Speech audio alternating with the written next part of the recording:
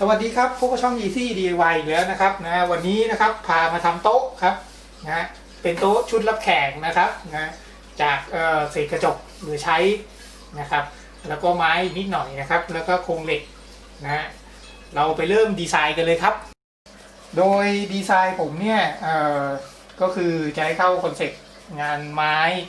นะครับแต่ผสมล็อบนิดๆนะครับผสมงานดิบงานเหล็กงานอะไรอย่างเงี้ยนะครับ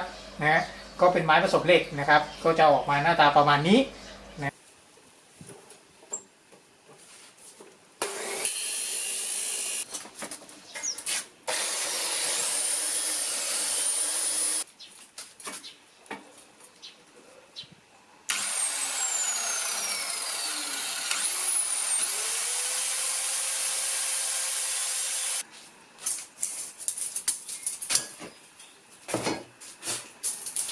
โดยใช้ไม้ทั้งหมด4ชิ้นนะครับก็4ชิ้นด้วยกันนะครับก็จะ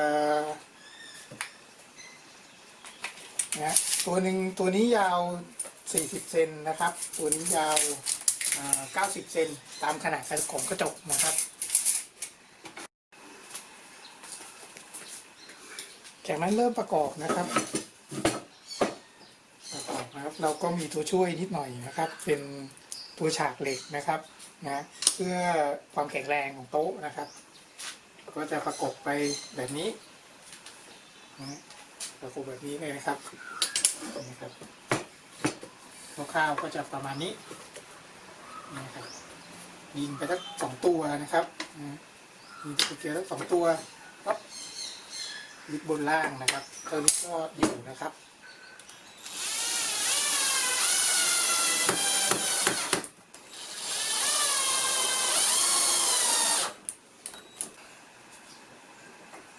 ต่อไปนะครับเราอุดรูด้วยขี้เลื่อยนะครับขี้เลื่อยผสมกาวลาเท็กซ์จากนั้นนะครับเติมกาวลาเท็กซ์ปลายไปเลยครับปลายไปเยอะๆเลยนะ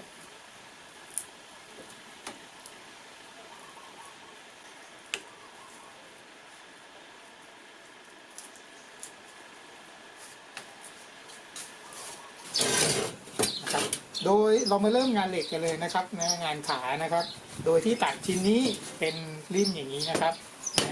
45 องศานะครับจำนวน2เส้นนะครับความยาวนะครับ40เซนจากนั้น3เส้นนี้นะครับตัดเป็นเฉียงอย่างนี้นะครับอันนี้ตัดที่30องศานะครับ30องศานะครับก็จำนวน3เส้นนะครับโดยที่เส้นหนึ่งเส้นนี้ยาว60เซนนะครับอีก2เส้นเนี่ยยาว50เซนนะครับ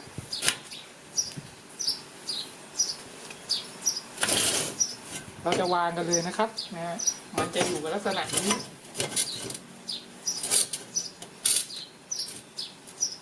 ครับอยู่ลักษณะนี้นะครับ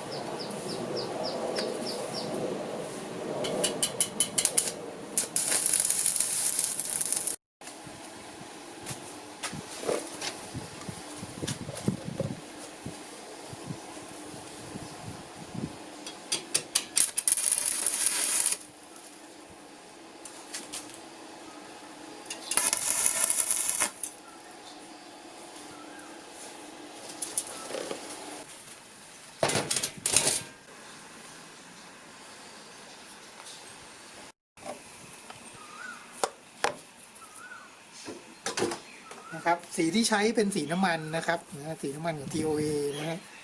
ตัวนี้นะครับนี่นะครับถ้ารู้สึกว่ามันหนืดไปเนี่ยเราเติมน้ำมันสมได้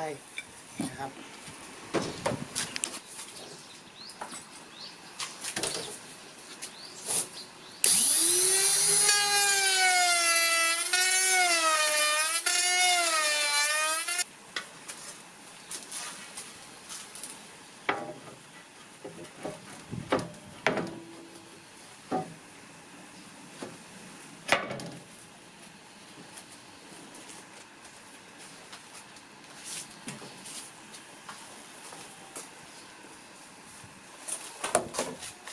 ครับคราวนี้เราก็มาลงแฉลกกันนะครับลงแฉลกเคลือบไม้นะครับ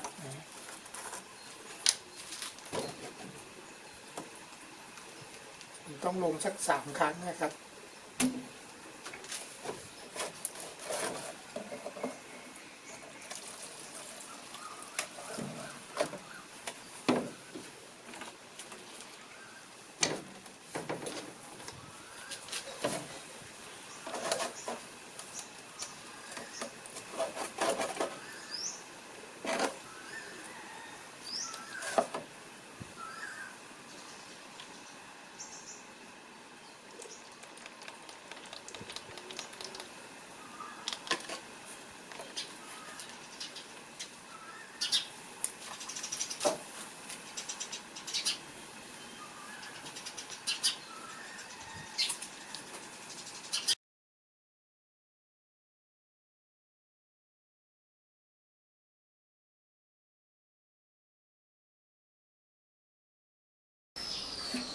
หวังว่าเป็นไอเดียดีๆไอเดียหนึ่งนะครับนะสำหรับท่านที่มองหาโต๊ะรับแขกอยู่นะครับนะว่าดีไซน์แนวไหนดีนะครับนะแนวนี้ก็ทำเองได้ครับง่ายๆเลยนะไม่ได้ยากเย็นอะไรนะครับแค่เชื่อมนิดๆหน่อยๆนะครับนะเชื่อมไม่กี่จุดเอง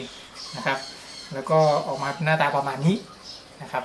นะที่เหลือก็อาจจะประยุกต์ติดไฟติดอะไรให้สวยๆนะครับติดไฟข้างในนะอันนี้ก็จะเป็นคลิปต่อไปนะครับติดไฟเดินไฟรอบอะไรเงี้ยนะครับเป็นโต๊ะไฟนะครับนะก็ขอบคุณครับสำหรับการรับชมคลิปนี้นะครับถ้าไงฝากกด Subscribe ช่องนี้ด้วยนะครับขอบคุณครับ